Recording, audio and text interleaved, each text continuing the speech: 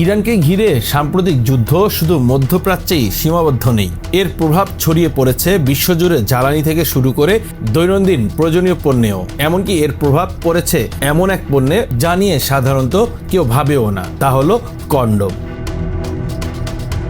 বিশ্বের সবচেয়ে বড় কন্ডোম প্রস্তুতকারী প্রতিষ্ঠান ক্যারেক্স জানিয়েছে, কাঁচামালের সরবরাহে বড় ধরনের সমস্যা তৈরি হয়েছে। কোম্পানিটির প্রধান নির্বাহী গো মিয়া কিয়াত সতর্ক করে বলেছেন, এই পরিস্থিতি চলতে থাকলে কন্ডোমের দাম 30% বা তারও বেশি বাড়তে পারে।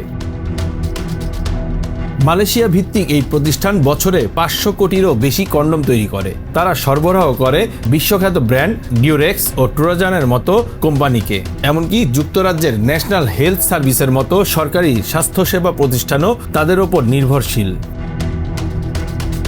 সবচেয়ে বড় ধাক্কা আসে হরমুজ প্রণালী বন্ধ হয়ে যাওয়ার ফলে। বিশ্বের প্রায় 1/5 তেল ও গ্যাস এই পথ দিয়ে পরিবহন হয়। এই পথ কার্যত বন্ধ হয়ে যাওয়ায় বিশ্বব্যাপী সরবরাহ ব্যবস্থায় বড় ধরনের অস্থিরতা তৈরি হয়েছে। কন্ডোম উৎপাদনে ব্যবহৃত অনেক উৎপাদনই পেট্রোকেমিক্যাল বা তেলজাত পণ্যের ওপর নির্ভরশীল, যেমন ল্যাটেক্স সংরক্ষণে ব্যবহৃত অ্যামোনিয়া, সিলিকন ভিত্তিক লুব্রিক্যান্ট সবকিছুই এখন সংকটে। শুধু কাঁচামাল নয়, পরিবহন খরচও বেড়েছে কয়েক গুণ। জাহাজ পৌঁছাতে দেরি হচ্ছে, সরবরাহ চেইন ভেঙে পড়েছে।